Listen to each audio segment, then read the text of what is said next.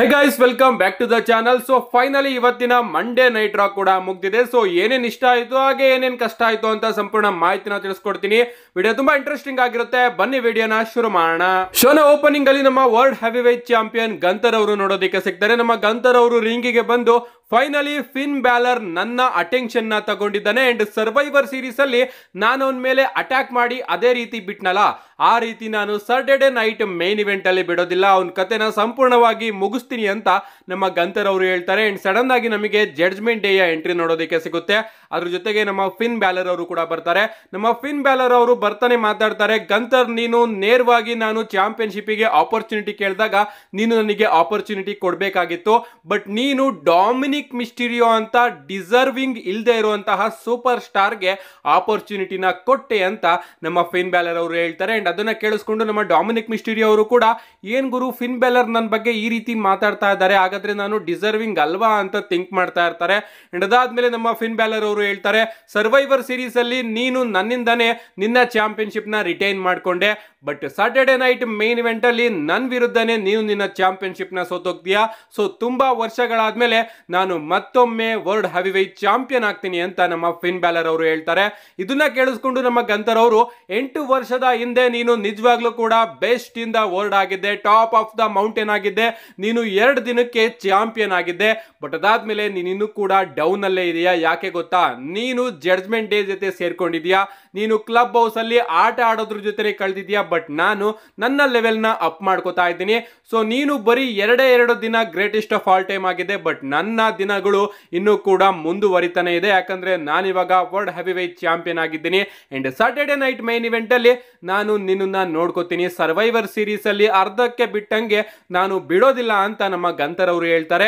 ಈ ಒಂದು ವಿಚಾರನ ಕೇಳಿಸ್ಕೊಂಡು ಜಡ್ಜ್ಮೆಂಟ್ ಡೇ ಅವರು ಗಂತರ್ ಅವರ ಮೇಲೆ ಅಟ್ಯಾಕ್ ಮಾಡೋದಕ್ಕೆ ಬರ್ತಾರೆ. ಬಟ್ ಹಿಂದೆಯಿಂದ ನಮಗೆ ಡೇಮಿಯನ್ ಪ್ರಿಸ್ಟ್ ಅವರ ಎಂಟ್ರಿ ಕೂಡ ನೋಡೋದಕ್ಕೆ ಸಿಗುತ್ತೆ. ಇಲ್ಲಿ ಒಂದು ಬ್ರಾಲ್ ನಮಗೆ ನೋಡೋದಕ್ಕೆ ಸಿಗುತ್ತೆ, ಗಂತರ್, ಫಿನ್ ಬ್ಯಾಲರ್ ಹಾಗೆ ಡೇಮಿಯನ್ ಪ್ರಿಸ್ಟ್ ಅವರ ನಡುವೆ. ಸೊ ಸಖತ್ತಾಗಿತ್ತು ಗಾಯ್ಸ್ ಇವರ ಬ್ರಾಲ್ ನ ನೋಡೋದಕ್ಕೆ. ಅಂಡ್ ರಿಂಗ್ ಸೈಡ್ ಅಲ್ಲೇ ನಮ್ಮ ಗಂತರ್ ಅವರ ಕತೆನ ಮುಗಿಸ್ತಾರೆ ಅಂತಾನೆ ಹೇಳ್ಬಹುದು ನಮ್ಮ ಫಿನ್ ಬ್ಯಾಲರ್ ಅವರು. ಅಂಡ್ ಅದಾದ್ಮೇಲೆ ರಿಂಗ್ ಮೇಲ್ಗಡೆ ಬಂದ್ಬಿಟ್ಟು ನಮ್ಮ ಡೇಮಿಯನ್ ಪ್ರಿಸ್ಟ್ ಅವರ ಮೇಲೂ ಕೂಡ ಅಟ್ಯಾಕ್ ಮಾಡ್ತಾ ಇರ್ತಾರೆ. ಬಟ್ ನಮ್ಮ ಡೇಮಿಯನ್ ಪ್ರಿಸ್ಟ್ ಅವರು ಕಮ್ ಬ್ಯಾಕ್ ಮಾಡಿ ಜಡ್ಜ್ಮೆಂಟ್ ಡೇ ಮೇಲೇನೆ ಬ್ರೂಟಲ್ ಆಗಿ ಅಟ್ಯಾಕ್ ಮಾಡ್ತಾರೆ. ಬಟ್ ಆದ್ರೂ ಕೂಡ ಜಡ್ಜ್ಮೆಂಟ್ ಡೇ ಅವರು ಫೈನಲಿ ಡೇಮಿಯನ್ ಪ್ರಿಸ್ಟ್ ಅವರ ಮೇಲೆ ಅಟ್ಯಾಕ್ ಮಾಡಿ ಫಿನ್ ಬ್ಯಾಲರ್ ಅವರು 2 ಬಾರಿ ತಮ್ಮ ಫಿನಿಶರ್ ಕೂಡಿ ಗ್ರಾಸ್ ನ ಕನೆಕ್ಟ್ ಮಾಡಿ ಟ್ಯಾಗ್ ಟೀಮ್ ಚಾಂಪಿಯನ್ಶಿಪ್ ಹಾಗೆ ವರ್ಲ್ಡ್ ಹೆವಿ ವೇಟ್ ಚಾಂಪಿಯನ್ಶಿಪ್ ನ ಎತ್ತಿಡಿತಾರೆ. So Saturday night main event ಅಲ್ಲಿ ನಮಗೆ ಈ ರೀತಿಯ ಸಿನಾರಿಯೋ ಏನಾದ್ರೂ ನೋಡೋದಕ್ಕೆ ಸಿಗುತ್ತಾ ಅನ್ನೋದನ್ನ ಕಾದ್ ನೋಡ್ಬೇಕು. ಏನೇ ಆಗ್ಲಿ ಮಂಡೇ ನೈಟ್ ಓಪನಿಂಗ್ ಸೆಗ್ಮೆಂಟ್ ಮಾತ್ರ ನನಗೆ ಸಿಕ್ಕಾಪಟ್ಟೆ ಇಷ್ಟ ಆಯ್ತು. ಅಂಡ್ ಇದರಲ್ಲಿ ನಮ್ಮ ಡೇಮಿಯನ್ ಪ್ರಿಸ್ಟ್ ಅವರು ಕೂಡ ಇನ್ವಾಲ್ವ್ ಆಗಿದ್ರಿಂದ ಈಗ ನಮಗೆ ಸಾಟರ್ಡೆ ನೈಟ್ ಮೇನ್ ಇವೆಂಟ್ ಅಲ್ಲಿ ಒಂದು ಟ್ರಿಪಲ್ ಥ್ರೆಡ್ ಮ್ಯಾಚ್ ನೋಡೋದಕ್ಕೆ ಸಿಗ್ತಾ ಇದೆ ವರ್ಲ್ಡ್ ಹೆವಿ ವೇಟ್ ಚಾಂಪಿಯನ್ಶಿಪ್ ಗೆ. ಇದಾದ್ಮೇಲೆ ನಮಗೆ 8 ಮೆನ್ ಟ್ಯಾಗ್ ಟೀಮ್ ಮ್ಯಾಚ್ ನೋಡೋದಕ್ಕೆ ಸಿಗುತ್ತೆ, ದ ಫೈನಲ್ ಟೆಸ್ಟ್ ಮೇಟ್ ಹಾಗೆ ಮಿಸ್ ವರ್ಸಸ್ ನಮ್ಮ ವೈಟ್ 6 ಅವರ ನಡುವೆ. ಈ ಒಂದು ಮ್ಯಾಚ್ ಕಡೆ ಬರೋದಾದ್ರೆ ಡೀಸೆಂಟ್ ಮ್ಯಾಚ್ ಅಂತಾನೆ ಹೇಳ್ಬಹುದು. ಅಂಡ್ ಈ ಒಂದು ಮ್ಯಾಚ್ ಅಲ್ಲಿ ನಮಗೆ ಸ್ಕಾರ್ಲೆಟ್ ಅವರ ಇಂಟರ್ಫರೆನ್ಸ್ ನೋಡೋದಕ್ಕೆ ಸಿಗುತ್ತೆ. ಸ್ಕಾರ್ಲೆಟ್ ಅವರು ಬಂದಾಗ ನಮ್ಮ ನಿಕ್ಕಿ ಕ್ರಾಸ್ ಅವರು ಕೂಡ ಬರ್ತಾರೆ. ಅಂಡ್ ಈ ಮಧ್ಯೆ ನಮ್ಮ ಪಾಲ್ ಎಲ್ರಿಂಗ್ ಅವರು ಕೂಡ ಬರ್ತಾರೆ. ಪಾಲ್ ಎಲ್ರಿಂಗ್ ಅವರು ಬಂದು ನಮ್ಮ ಬೋರ್ಡ್ ಆಲಸ್ ಅವರ ಫೇಸ್ ಗೆ ಯಾವುದೋ ಒಂದು ಪೌಡರ್ ನ ಎರಚ್ಬಿಡ್ತಾರೆ. ಅಂಡ್ ಅದರಿಂದ ನಮ್ಮ ಬೋರ್ಡ್ ಆಲಸ್ ಅವರಿಗೆ ಕಣ್ ಕಾಣಿಸೋದಿಲ್ಲ ಅನ್ಕೋತೀನಿ. ಅಂಡ್ ಆ ಒಂದು ಟೈಮ್ ಅಲ್ಲಿ ನಮ್ಮ ಕೇರಿಯನ್ ಕ್ರಾಸ್ ಅವರು ತಮ್ಮ ಫಿನಿಶರ್ ನ ಯೂಸ್ ಮಾಡಿ ಬೋರ್ಡ್ ಆಲಸ್ ಅವ್ರನ್ನ ಪಿನ್ ಮಾಡಿ ಈ ಒಂದು ಮ್ಯಾಚ್ ಅಲ್ಲಿ ವಿಕ್ಟರಿನ ಗಳಿಸ್ಕೊಂಡಿದ್ದಾರೆ. ಸೊ ವೈಟ್ 6 ಈ ಒಂದು ಮ್ಯಾಚ್ ಅಲ್ಲಿ ಸೋತಿದೆ. ಅಂಡ್ ಫೈನಲ್ ಟೆಸ್ಟ್ ಮೇಟ್ ಈ ಒಂದು ಮ್ಯಾಚ್ ಅಲ್ಲಿ ಗೆದ್ದಿದೆ. ಸೊ ವೈಟ್ 6 ನ WWE ಅವರು ವೀಕ್ ಆಗಿ ತೋರಿಸ್ತಾ ಇದ್ದಾರೆ. ಇದಾದ್ಮೇಲೆ ನಮಗೆ ಸಿಎಂ ಪಂಕ್ ಅವರ ಒಂದು ಸಿಟ್ ಡೌನ್ ಇಂಟರ್ವ್ಯೂ ನೋಡೋದಕ್ಕೆ ಸಿಗುತ್ತೆ. ನಮ್ಮ ಸಿಎಂ ಪಂಕ್ ಅವರ ಬಳಿ ಮೊದಲನೇದಾಗಿ ಪ್ರಶ್ನೆನ ಕೇಳಲಾಗುತ್ತೆ, ನೀವು ಪಾಲಿಮೆನ್ ಅವರ ಬಳಿ ಯಾವುದೋ ಒಂದು ಸಹಾಯನ ಕೇಳಬೇಕು ಅಂತ ಇದ್ದೀರಲ್ಲ, ಆ ಒಂದು ಸಹಾಯ ಏನು ಅಂತ ಕೇಳಿದಾಗ ನಮ್ಮ ಸಿಎಂ ಪಂಕ್ ಅವರು ಆ ಒಂದು ವಿಚಾರ ಪರ್ಸನಲ್, ಸೊ ಅದು ನನ್ನ ಹಾಗೆ ಪಾಲಿಮೆನ್ ಅವರಿಗೆ ಬಿಟ್ಟಿದ್ದು, ಅದ್ರ ಬಗ್ಗೆ ನಾನಿವಾಗ ಮಾತಾಡೋದಕ್ಕೆ ಇಷ್ಟ ಪಡೋದಿಲ್ಲ ಅಂತ ಆನ್ಸರ್ ನ ಕೊಡ್ತಾರೆ. ಅಂಡ್ ಅದಾದ್ಮೇಲೆ ಅವರ ಬಳಿ ಸೆತ್ ಫ್ರೀಕಿನ್ ರಾಲೆನ್ಸ್ ಅವರ ಬಗ್ಗೆ ಪ್ರಶ್ನೆ ಕೇಳಲಾಗುತ್ತೆ, ನೀವು ಕಳೆದ ವಾರ Monday night rally Seth Rollins ಅವರ ಬಗ್ಗೆ ನಾನು ಯೋಚನೆ ಮಾಡೋದಿಲ್ಲ ಅಂತ ಸ್ಟೇಟ್ಮೆಂಟ್ ನ ಕೊಟ್ರಿ, ಸೊ ಇದ್ರ ಬಗ್ಗೆ ಏನ್ ಹೇಳ್ತೀರಾ ಅಂತ ಕೇಳಿದಾಗ ನಮ್ಮ ಸಿಎಂ ಪಂಕ್ ಅವರು ಹೇಳ್ತಾರೆ, ಸೆತ್ ರಾಲೆನ್ಸ್ ನನ್ನನ್ನ ತುಂಬಾನೇ ಹೇಟ್ ಮಾಡ್ತಾನೆ, ಬಟ್ ನಾನು ಅವನನ್ನ ಹೇಟ್ ಮಾಡೋದಿಲ್ಲ. ನನ್ನ ಹಾಗೆ ಸೆತ್ ರಾಲೆನ್ಸ್ ಅವರ ಬಗ್ಗೆ ಮಾತಾಡಬೇಕು ಅಂದ್ರೆ 16 ವರ್ಷ ನಾವು ಹಿಂದಕ್ಕೆ ಹೋಗ್ಬೇಕು. 16 ವರ್ಷದ ಹಿಂದೆ ಸೆತ್ ರಾಲೆನ್ಸ್ ನನ್ನ ಬಳಿ ಬಂದು ಕೇಳ್ಕೊಂಡಿದ್ದ ನನ್ನನ್ನ ಟ್ರೈನ್ ಮಾಡು ಅಂತ, ಅದು ಕೂಡ ಫ್ರೀ ಆಗಿ. ಓಕೆ, ನಾನು ಅವನ್ನ ಟ್ರೈನ್ ಮಾಡಿದ್ದೆ. ಅಂಡ್ ಸೆತ್ ರಾಲೆನ್ಸ್ ಅವರು ತನ್ನನ್ನ ತಾನು ಟಾಪ್ 10 ಸೂಪರ್ ಸ್ಟಾರ್ ಅಂತ ಅನ್ಕೊಂಡಿದ್ದಾನೆ. ಬಟ್ ಲಾಸ್ಟ್ ಟೈಮು ನಾನು ಅವನ್ನ ಟಾಪ್ 10 ಸೂಪರ್ ಸ್ಟಾರ್ಸ್ ಗಳ ಲಿಸ್ಟ್ ಅಲ್ಲಿ ನೋಡಿದೆ. ಯಾವ ಲಿಸ್ಟ್ ಅಲ್ಲಿ ಇರ್ತಕ್ಕಂಥ ಸೂಪರ್ ಸ್ಟಾರ್ಸ್ ಗಳನ್ನ ಡಬ್ಲ್ಯೂ ಅವರು ಫೈರ್ ಮಾಡಬೇಕು ಅನ್ಕೊಂಡಿದ್ರು, ಆ ಒಂದು ಲಿಸ್ಟ್ ಅಲ್ಲಿ ಟಾಪ್ 10 ನಲ್ಲಿ ಸೆತ್ ರೋಲೆನ್ಸ್ ಅವರ ನೇಮ್ ಕೂಡ ಇತ್ತು. ಬಟ್ ಆಗ ನಾನು ಸೆತ್ ರೋಲೆನ್ಸ್ ಅವ್ರನ್ನ ಕಾಪಾಡಿಕೊಂಡು ಬಂದೆ. ನಾನು ಕಂಪನಿಯಿಂದ ಹೊರಗಡೆ ಇದ್ದಾಗ ಸೆತ್ ರೋಲೆನ್ಸ್ ಅವರು ನಿಜವಾಗ್ಲೂ ಕೂಡ ಒಳ್ಳೊಳ್ಳೆ ಕೆಲಸಗಳನ್ನ ಮಾಡಿದ್ದಾನೆ.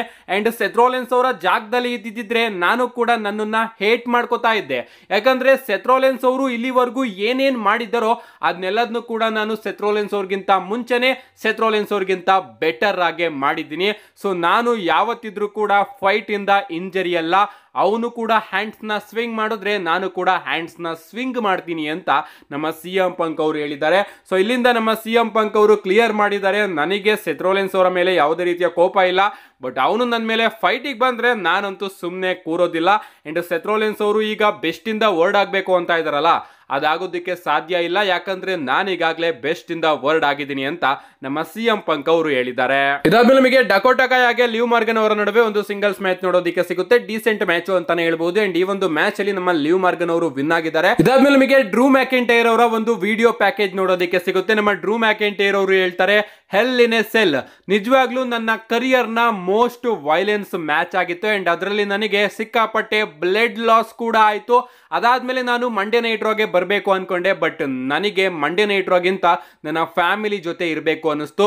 ನಿಜವಾಗ್ಲೂ ಹೇಳ್ಬೇಕು ಅಂದ್ರೆ 2024 ನನ್ನ ವರ್ಷ ಅಂತ ನಾನು ಅನ್ಕೊಂಡಿದ್ದೆ, ಬಟ್ ಎಲ್ಲರೂ ಕೂಡ ನನಗೆ ಬಂದು ಮೋಸ ಮಾಡಿದ್ರು. ಸೆತ್ ರೋಲೆನ್ಸ್ ಆಗಿರ್ಬೋದು, ಡ್ರೂ ಮ್ಯಾಕೆಂಟೈರ್ ಆಗಿರ್ಬೋದು, ಎಲ್ಲರೂ ಕೂಡ ಬಂದು ಆ ಇಡೀ ವರ್ಷನ ನನ್ನ ಕೈಯಿಂದ ಕಿತ್ಕೊಬಿಟ್ರು. ಅಂಡ್ ಅದಕ್ಕೋಸ್ಕರ ನಾನು ಸ್ವಲ್ಪ ದಿನ ನನ್ನ ಫ್ಯಾಮಿಲಿ ಜೊತೆ ಇರೋಣ ಅಂತ ಸ್ಕಾಟ್ಲ್ಯಾಂಡ್ಗೆ ಹೋಗಿ ಕೂತ್ಕೊಂಡಿದ್ದೆ. ಅಂಡ್ ಸಡನ್ ಆಗಿ ನಾನು ಸರ್ವೈವರ್ ಸೀರೀಸ್ ನ ನೋಡೋಣ ಅಂತ ಸರ್ವೈವರ್ ಸೀರೀಸ್ ನ ಟ್ಯೂನ್ ಇನ್ ಮಾಡಿದಾಗ ರೋಮನ್ ರೈನ್ಸ್ ಅವರ ಜೊತೆ CM ಪಂಕ್, ಸ್ಯಾಮಿ ಝೈನ್, ಜೇ ಊಸೋ ಎಲ್ಲರೂ ಕೂಡ ಟೀಮ್ ಅಪ್ ಆಗಿದ್ರು. ಅಂಡ್ ಅದು ನನಗೆ ಚೂರು ಕೂಡ ಇಷ್ಟ ಇಲ್ಲ. CM ಪಂಕ್ ಬಗ್ಗೆ ಮಾತಾಡೋದಾದ್ರೆ CM ಪಂಕ್ ಲಂಚ ತಗೊಂಡಾದ್ರೂ ಕೂಡ ರೋಮನ್ ರೈನ್ಸ್ ಅವರ ಜೊತೆ ಟೀಮ್ ಅಪ್ ಆದ. ಬಟ್ ಜೇ ಊಸೋ ಹಾಗೆ ಸ್ಯಾಮಿ ಝೈನ್ ಸುಮ್ಮನೆ ಹೋಗಿ ಅವನ ಜೊತೆ ಟೀಮ್ ಅಪ್ ಆಗಿದ್ರು. ಅಂಡ್ ಅದು ನನಗೆ ಇಷ್ಟ ಆಗ್ಲಿಲ್ಲ. ಅದಕ್ಕೋಸ್ಕರ ನಾನು ಜೇ ಊಸೋ ಹಾಗೆ ಸ್ಯಾಮಿ ಝೈನ್ ಮೇಲೆ ಅಟ್ಯಾಕ್ ಮಾಡಿದೆ. ಸೊ ನಾನು ನನ್ನ ಪಾಸ್ಟ್ ನ ಅಂದ್ರೆ ನನ್ನ ಭೂತಕಾಲನ ನಾನು ಬದಲಾಯಿಸೋದಕ್ಕೆ ಆಗೋದಿಲ್ಲ, ಬಟ್ ಈಗ ಪ್ರೆಸೆಂಟ್ ವರ್ತಮಾನ ಕಾಲ ಹಾಗೆ ಭವಿಷ್ಯನ ನಾನು ಬದಲಾಯಿಸ್ತೀನಿ ಅಂತ ನಮ್ಮ ಡ್ರೂ ಮ್ಯಾಕೆಂಟೈರ್ ಅವರು ಇಲ್ಲಿ ಕ್ಲಿಯರ್ ಮಾಡಿದ್ದಾರೆ. ಸೊ ನಮ್ಮ ಡ್ರೂ ಮ್ಯಾಕೆಂಟೈರ್ ಅವರು ರೋಮನ್ ರೈನ್ಸ್ ಅವರ ಜೊತೆ ವಾರ್ ಗೇಮ್ ಅಲ್ಲಿ ಯಾರ್ಯಾರಿದ್ರು ಅವ್ರನ್ನ ಯಾರನ್ನು ಕೂಡ ಸುಮ್ಮನೆ ಬಿಡೋದಿಲ್ವಂತೆ. ಸೊ ಡಬ್ಲ್ಯೂ ಅವ್ರು ಏನಾದ್ರು ಇಲ್ಲಿ ಒಂದು ಡಿಫ್ರೆಂಟ್ ಮ್ಯಾಚ್ ನ ಪ್ಲಾನ್ ಮಾಡ್ತಾ ಇದೆಯಾ, ಆ ಮ್ಯಾಚ್ ಯಾವುದು ಅಂತನೂ ಕೂಡ ನಾನು ನೆಕ್ಸ್ಟ್ ವಿಡಿಯೋದಲ್ಲಿ ತಿಳಿಸ್ಕೊಡ್ತೀನಿ. ಸದ್ಯಕ್ಕೆ ನಮ್ಮ ಡ್ರೂ ಮ್ಯಾಕೆಂಟೈರ್ ಅವರು ಜೇ ಊಸೋ ಹಾಗೆ ಸ್ಯಾಮಿ ಝೈನ್ ಇವರಿಬ್ರು ಕೂಡ ರೋಮನ್ ರೈನ್ಸ್ ಅವರ ಜೊತೆ ವಾರ್ ಗೇಮ್ ಅಲ್ಲಿ ಇದ್ರು. ಅದಕ್ಕೋಸ್ಕರ ನಾನು ಅವ್ರ ಮೇಲೆ ಅಟ್ಯಾಕ್ ಮಾಡಿದೆ ಅಂತ ಒಂದು ಕ್ಲಾರಿಟಿನ ಕೊಟ್ಟಿದ್ದಾರೆ. ಇದಾದ್ಮೇಲೆ ನಮಗೆ ಸೆತ್ ಫ್ರೀಕಿನ್ ರೋಲೆನ್ಸ್ ಅವರ ಎಂಟ್ರಿ ನೋಡೋದಕ್ಕೆ ಸಿಗುತ್ತೆ. ನಮ್ಮ ಸೆತ್ ರೋಲೆನ್ಸ್ ಅವರು ರಿಂಗಿಗೆ ಬಂದು ಮೊದಲನೇದಾಗಿ ಎಲ್ಲರನ್ನು ಕೂಡ ಮಂಡೇ ನೈಟ್ ರಾಗೆ ವೆಲ್ಕಮ್ ಮಾಡ್ತಾರೆ. ಅದಾದ್ಮೇಲೆ ಹೇಳ್ತಾರೆ, ನಾನಿಲ್ಲಿ CM ಪಂಕ್ ಬಗ್ಗೆ ಮಾತಾಡಬೇಕು. CM ಪಂಕ್ ಅವರ ಇಂಟರ್ವ್ಯೂನ ನೀವೆಲ್ಲರೂ ಕೂಡ ನೋಡಿದ್ದೀರಾ, ನಾನು ಕೂಡ ನೋಡಿದೆ. ನಿಜವಾಗ್ಲೂ ಅವನು ಇಡೀ ಜೀವನ ಏನು ಮಾಡ್ಕೊಂಡು ಬಂದಿದ್ದಾನೋ ಅದನ್ನೇ ಆ ಇಂಟರ್ವ್ಯೂ ಅಲ್ಲೂ ಕೂಡ ಮಾಡಿದ್ದಾನೆ.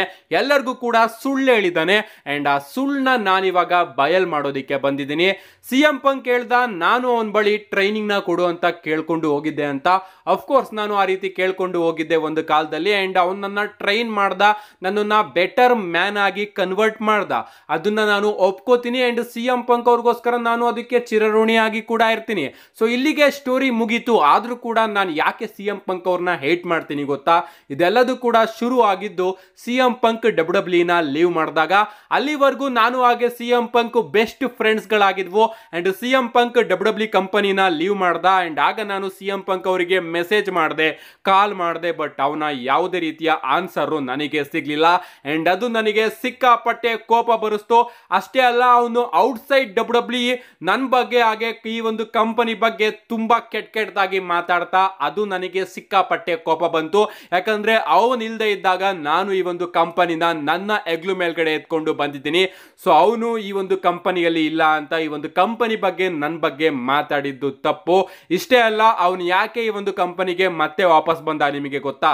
ಯಾಕಂದ್ರೆ ಅವನು ಬೇರೊಂದು ಕಂಪನಿಯಲ್ಲಿ ಫೇಲ್ ಆದ ಅಂಡ್ ಅವನಿಗೆ ದುಡ್ಡಿನ ಅವಶ್ಯಕತೆ ಇತ್ತು, ಅದಕ್ಕೋಸ್ಕರ ಅವನು ಈ ಒಂದು ಕಂಪನಿಗೆ ಮತ್ತೆ ಬಂದ ಅಂತ ನಮ್ಮ ಸೆತ್ ರೋಲೆನ್ಸ್ ಅವರು ಹೇಳ್ತಾರೆ. ಅಂಡ್ ಆ ಒಂದು ಟೈಮಲ್ಲಿ ಇಡೀ ಕ್ರೌಡ್ ಸಿಎಂ ಪಂಕ್ ಅಂತ ಚಾಂಟ್ನ ಮಾಡ್ತಾ ಇರುತ್ತೆ. ಅಂಡ್ ಅದನ್ನ ಕೇಳಿಸ್ಕೊಂಡು ನಮ್ಮ ಸೆತ್ ರೋಲೆನ್ಸ್ ಅವರು, ಹೌದು ನಾನು ಕೂಡ ಒಂದು ಟೈಮಲ್ಲಿ ಸಿಎಂ ಪಂಕ್ ಅಂತ ಚಾಂಟ್ನ ಮಾಡ್ತಾ ಇದ್ದೆ, ಬಟ್ ಯಾವಾಗ ನನಗೆ ಸಿಎಂ ಪಂಕ್ ಒಬ್ಬ ಸುಳ್ಳುಕೋರ, ಒಬ್ಬ ಪೊಲಿಟಿಷಿಯನ್, ಒಬ್ಬ ಫ್ರಾಡು ಅಂತ ಗೊತ್ತಾಯ್ತು, ಈಗ ನಾನು ಅವನ ನೇಮ್ ನ ಚಾಂಟ್ ಮಾಡೋದಿಲ್ಲ ಅಂತ ನಮ್ಮ ಸೆತ್ ರೋಲೆನ್ಸ್ ಅವರು ಹೇಳ್ತಾರೆ. ಸಡನ್ ಆಗಿ ನಮಗೆ ಸ್ಯಾಮಿ ಝೈನ್ ಅವರ ಎಂಟ್ರಿ ನೋಡೋದಕ್ಕೆ ಸಿಗುತ್ತೆ.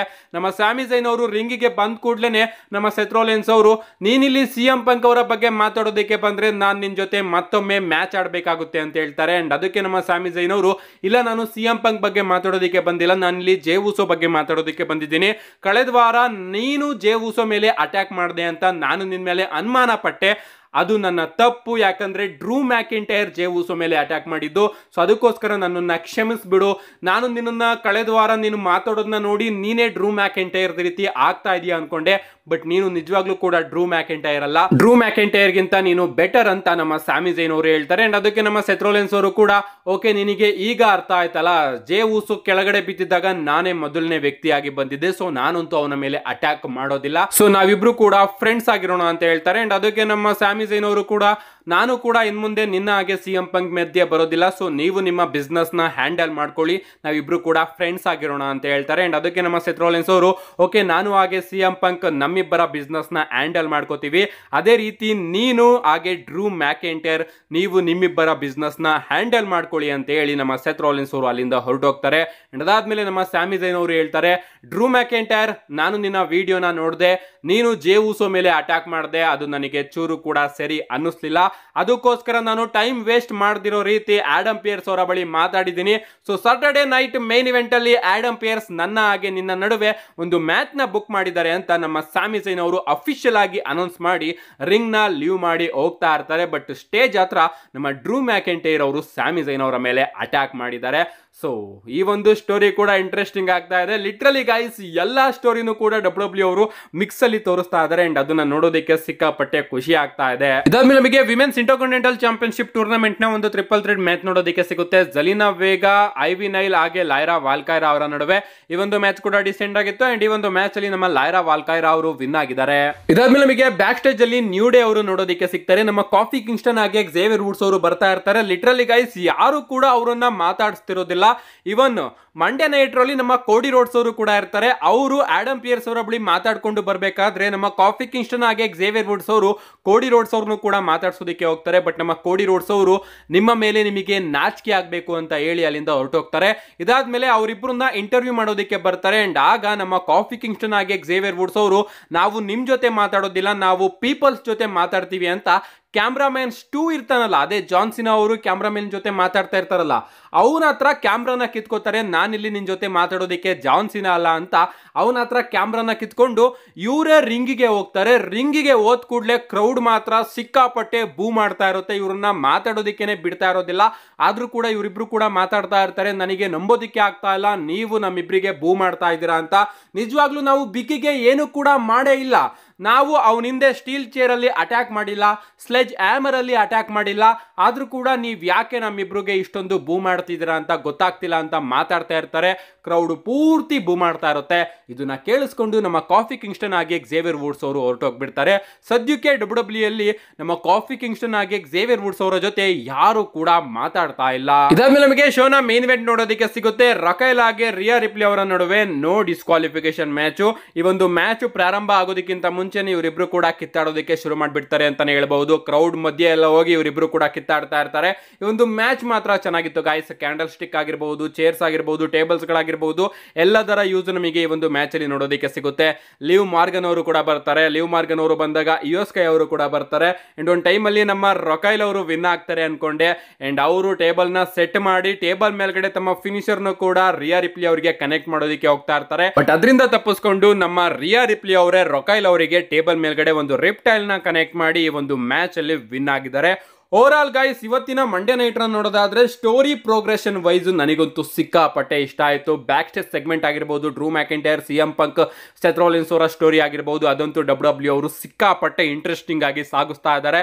ಅದನ್ನ ನೋಡಿ ನನಗೆ ಸಿಕ್ಕಾಪಟ್ಟೆ ಇಷ್ಟ ಆಯಿತು. ಅದನ್ನ ಬಿಟ್ಟರೆ ಮಿಕ್ಕಿದ್ದೆಲ್ಲದು ಕೂಡ ಡೀಸೆಂಟ್ ಅನಿಸ್ತು. ನಿಮ್ಗೆ ಹೆಂಗೆ ಅನಿಸ್ತು ಇವತ್ತಿನ ಮಂಡ್ಯ ನೈಟ್ ರನ್? ನಿಮ್ಮ ಅನಿಸಿಕೆನ ಕಮೆಂಟ್ ಮಾಡಿ. ಇವತ್ತಿನ ವಿಡಿಯೋ ಇಷ್ಟ ಲೈಕ್ ಮಾಡಿ, ಚಾನಲ್ ಸಬ್ಸ್ಕ್ರೈಬ್ ಮಾಡ್ಕೊಳ್ಳಿ. See you guys in my next video.